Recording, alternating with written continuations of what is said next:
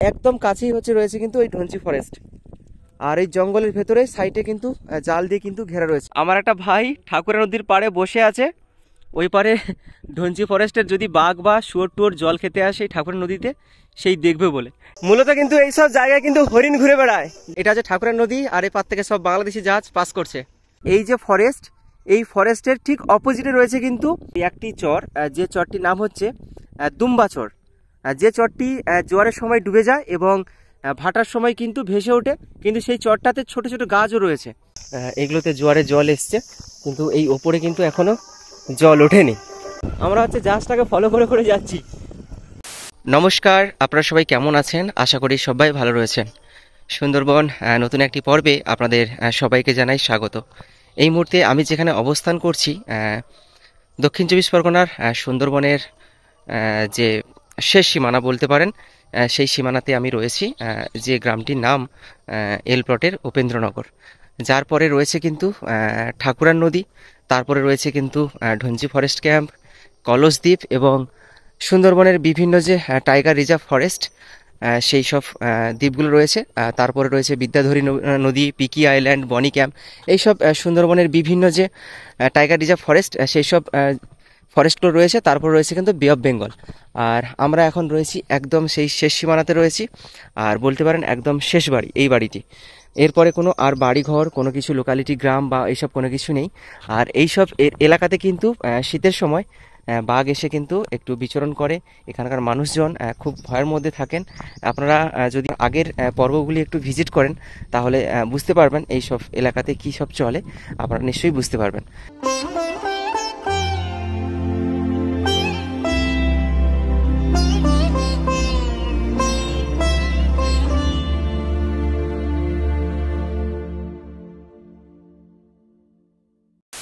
দাঁড়ান, ওই পারে গিয়ে আপনাদের একটু দেখিয়ে আসি। এই দেখুন, এটা হচ্ছে ওনাদের বাড়ি, মানে বাসস্থান এই বাড়িটি। আর দেখুন, এই যে একদম সুন্দরবনের ম্যানগ্রোভের জঙ্গল, আর এই যে ঘাস বা যে গাছগুলো দেখতে পাচ্ছেন না, এগুলো কিন্তু এই যে কুস্তে তৈরি হয় না, সেই সব। আর এই সব জঙ্গলে কিন্তু এইসব যে গাছগুলো, এইসব জঙ্গলের গভীরে কিন্তু সেই গাছগুলো রয়েছে, যেখানে কিন্তু এই বাঘ মামা লুকিয়ে থাকে, মানে লুকানোর হচ্ছে আদর্শ জায়গা। দেখুন, একদম জঙ্গল বরাবর বাড়ি। সন্ধ্যার পর হয়তো এগুলোতে বন্য শুয়োর, হরিণ, শীতের সময় বাঘটা কিন্তু এগুলোতে চলে আসে ঘোরাঘুরি করতে। এই দেখুন, এগুলোতে জল টল খেতে আসে, পায়ের ছাপও রয়েছে এই সাইডগুলোতে। চলুন একটা ভালো জায়গায় আপনাদের নিয়ে গিয়ে দেখাবো কত সুন্দর সেখানকার পরিবেশটা, এই সুন্দরবনের জঙ্গলের মাঝখানে। আপনাদের বলেছিলাম না যে এখানে একটা কি সুন্দর জায়গা রয়েছে, সেখানে নেমে আপনাদের দেখাবো। আর চলুন, মূলত এইসব জায়গায় কিন্তু হরিণ বলুন, শুয়োর বলুন, কিছু একটা দেখলাম মনে হচ্ছে।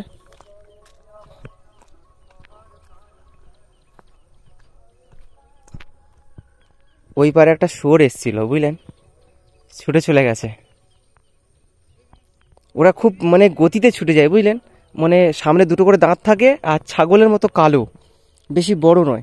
এইখানে ছিল, খুব স্পিডে বেরিয়ে গেছে ওই সাইড থেকে। আর এই সব সাইডে সব শুয়োর টোর সব জল খেতে আসে। আর এই জায়গাটা আপনাদের দেখাবো বলেছিলাম, জায়গাটা খুব সুন্দর আর নিরিবিলি একদম। আমরা এখন যেই স্থানটাতে ঘোরাঘুরি করছি, সেই স্থানের পাশে রয়েছে কিন্তু ঠাকুরার নদী। আর দেখুন, এখানকার ম্যানগ্রোভের জঙ্গলটা দেখুন কত সুন্দর লাগছে, দেখুন। আর জানি না এই গাছগুলো কারা কেটেছে, কিন্তু খুবই সুন্দর লাগছে। আর এখন জোয়ার এসছে এই চরটাতে, মানে এই যে দ্বীপটাতে জল ওঠেনি, না হলে চারিদিকে কিন্তু জল উঠেছে। আমরা দেখতে পাচ্ছি, সেটা আপনাদের একটু দেখাই। দেখুন, এগুলোতে জোয়ারে জল এসছে, কিন্তু এই ওপরে কিন্তু এখনো জল ওঠেনি। এই দেখুন, এটা হচ্ছে ঠাকুরার নদী, আর এই পার থেকে সব বাংলাদেশি জাহাজ পাস করছে। এখান থেকে হয়ে নামখানা হয়ে একদম হলদিয়াতে চলে যাবে।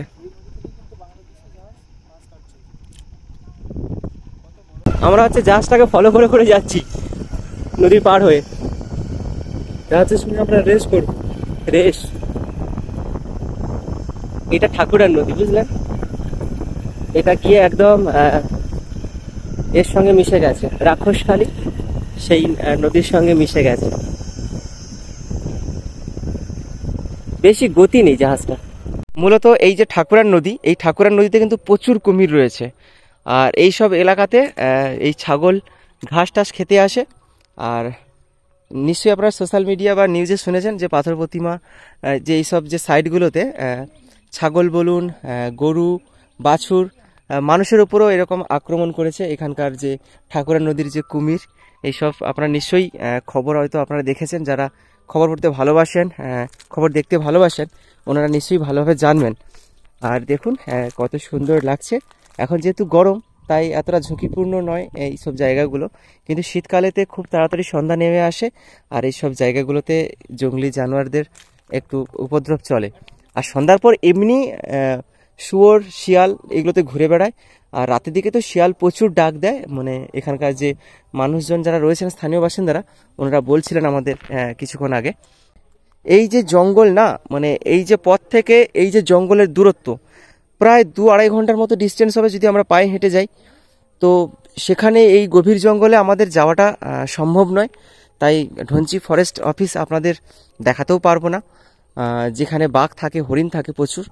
বারবার সেই জঙ্গল থেকে বাঘ পেরিয়ে এইসব এলাকাতে চলে আসে শীতকালের সময়।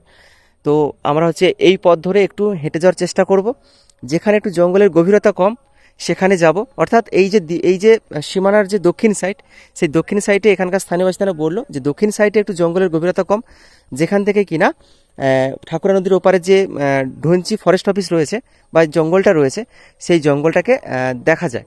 তো চলুন আপনাদের এই ক্যামেরার মাধ্যমে একটু দেখানোর চেষ্টা করব। জানি না কতটা দেখাতে পারবো।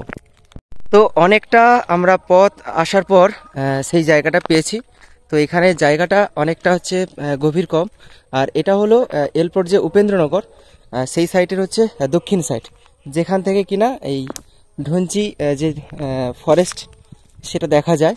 আর এই যে দেখতে পাচ্ছেন এই যে সরু মতো যে অংশটা, যে নদী, এটা হচ্ছে ঠাকুরার নদী। আর ওই হচ্ছে বাঘ জঙ্গল বলতে পারেন, আর ঢঞ্চি ফরেস্ট অফিসও বলতে পারেন। ফরেস্ট অফিসের ঘাট আরও ওই দিকে রয়েছে। এতটা আমাদের যাওয়া সম্ভব নয়, কারণ আমাদের বাড়ি ফিরতে হবে, সন্ধ্যা ঘনিয়ে আসছে পরপর। আর দেখুন কত সুন্দর লাগছে এখানকার পরিবেশটা, দেখুন।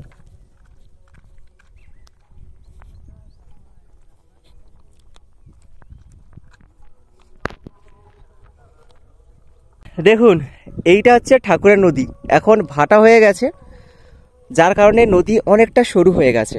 আর ওই ঢঞ্চি ফরেস্ট আর ওই জঙ্গলের মাঝখানে ঢঞ্চি ফরেস্ট ক্যাম্পের যে অফিস, সে অফিস রয়েছে। আর ক্যামেরাতে আসছে না, এই জঙ্গল সাইডগুলোতে কিন্তু বাঘের জাল দিয়ে কিন্তু ঘেরা রয়েছে। আর যদি ফরেস্ট অফিসের ঘাট দেখাতে হয় তাহলে আমাদের আরও ওই দিকে যেতে হবে, আরও আধ ঘন্টা মতো যেতে হবে। তো এতটা আমাদের যাওয়া সম্ভব নয়, আমাদের বাড়ি ফিরতে হবে, অনেক সন্ধ্যা হয়ে গেছে। আর দেখতে পাচ্ছেন সূর্যি মামা অস্ত যাচ্ছে, দেখুন কত সুন্দর লাগছে আর কি সুন্দর হাওয়া দিচ্ছে। কিন্তু শীতকালে এই সব এলাকা কিন্তু মানে খুবই ঝুঁকিপূর্ণ হয়ে ওঠে এই সময়টাতে, কেননা বাঘ কোত্থেকে পেরিয়ে আসে জানি না, যার কারণে এই সব এলাকাতে একদম নিস্তব্ধ হয়ে যায়। সন্ধ্যার পর কেউই আসে না। আর এখন বাজে প্রায় 4:45 নাগাদ, তাও এখানকার মানুষজন কেউ নেই। মানে তাহলে ভেবে দেখুন শীতকালে এই সব এলাকাতে কি হয়। আর একদম কাছেই রয়েছে কিন্তু ওই ঢঞ্চি ফরেস্ট। আর এই জঙ্গলের ভেতরে সাইডে কিন্তু জাল দিয়ে কিন্তু ঘেরা রয়েছে, মানে 9 যে ফেন্সিং, বাঘ আটকে রাখার জন্য বা সুন্দরবনের বিভিন্ন যে ফরেস্টের যে জন্তু জানোয়ার রয়েছে তাদেরকে আটকে রাখার জন্য, যেটা ক্যামেরাতে আপনাদের দেখাতে পারছি না, কারণ সূর্যটা ওই পারে চলে গেছে। আর দেখুন নদীর জলগুলো দেখুন কত সুন্দর। আর ঠাকুরা নদী এই মুহূর্তে এতটা শান্ত আমি মানে আশা করতেও পারিনি, কেননা ঠাকুরা নদীর যে উত্তাল ঢেউ এখন একদম নেই। দেখুন পাড়ির পুকুরের মতো হয়ে গেছে, শান্ত নিরিবিলি একদম। আমার ফোনের একদম সর্বোচ্চ জুম দিয়ে আপনাদের দেখানোর চেষ্টা করছি ঢঞ্চি যে ফরেস্ট, সেই ফরেস্টটিকে দেখানোর চেষ্টা করছি। আর এই যে ফরেস্ট, এই ফরেস্টের ঠিক অপোজিটে রয়েছে কিন্তু একটি চর, যে চরটির নাম হচ্ছে দুম্বা চর, যে চরটি জোয়ারের সময় ডুবে যায় এবং ভাটার সময় কিন্তু ভেসে ওঠে, কিন্তু সেই চরটাতে ছোট ছোট গাছও রয়েছে। আর এটাই হচ্ছে আমার ফোনের শেষ জুমের অংশ দিয়ে আপনাদের এই ফরেস্টটিকে দেখানোর চেষ্টা করছি। আর দেখুন যে ঠাকুরা নদীর যে হালকা হালকা যে ছোট ছোট ঢেউয়ের যে দোলাগুলো যাচ্ছে, তার উপর যে সূর্যি মামার যে অস্তর যে অস্ত যাওয়ার আগে যে আলোটা পড়েছে দেখুন কত সুন্দর লাগছে। পুরো ঠাকুরার নদীটা পুরো সোনালী বর্ণের একটা রূপ নিয়েছে। আমার একটা ভাই ঠাকুরার নদীর পাড়ে বসে আছে, ওই পারে ধনচি ফরেস্টের যদি বাঘ বা শুয়োর টুয়োর জল খেতে আসে এই ঠাকুরের নদীতে সেই দেখবে বলে, কিন্তু এখন তো সূর্য ওপারে অস্ত চলে গেছে আর এই পারে পুরো অন্ধকার মতো হয়ে গেছে, কিছু দেখতে পাচ্ছে না। দেখুন দাঁড়িয়ে দাঁড়িয়ে তাদের পোষায়নি, বসে পড়েছে দেখুন এবার কেমন করে। কিছু দেখা যাচ্ছে না। আমিও সেই আশায় বসেছিলাম যে কিছু যদি বেরোয় আপনাদের জুম করে দেখাবো, কিন্তু কিছু বুঝতে পারছি না, অন্ধকার হয়ে আছে। আর এই যে এই সোজা একটা খাঁড়ি রয়েছে, এই খাঁড়িতে জল টল নিশ্চয়ই খেতে এসছে, কিছু আমরা নিজেদের খালি চোখেও বুঝতে পারছি না। যদি নৌকো থাকতো হয়তো গিয়ে ওপারে দেখতে পেতাম, কিন্তু ক্যামেরাতে বোঝা যাচ্ছে না। এত উন্নত মানের ক্যামেরা ফোন আমাদের নয় যে আপনাদের জুম করে দেখানোর চেষ্টা করব। চলুন, অনেক সময় এখানে আমরা একটু আড্ডা মারলাম ঠাকুর নদীর পাড়ে, এবার আমাদের বাড়ি ফেরার সময় হয়ে গেছে। জানি না আপনাদের কতটা দেখাতে পেরেছি, যদি ভুল ত্রুটি কিছু বলে থাকি বা দেখিয়ে থাকি অবশ্যই ক্ষমা করবেন এবং কমেন্টের মাধ্যমে সেই ভুলগুলো একটু তুলে ধরার চেষ্টা করবেন। ধন্যবাদ, সবাই সুস্থ থাকবেন, ভালো থাকবেন। সুন্দরবন তরফ থেকে অবিরাম ভালোবাসা আপনাদের সবাইকে জানাই।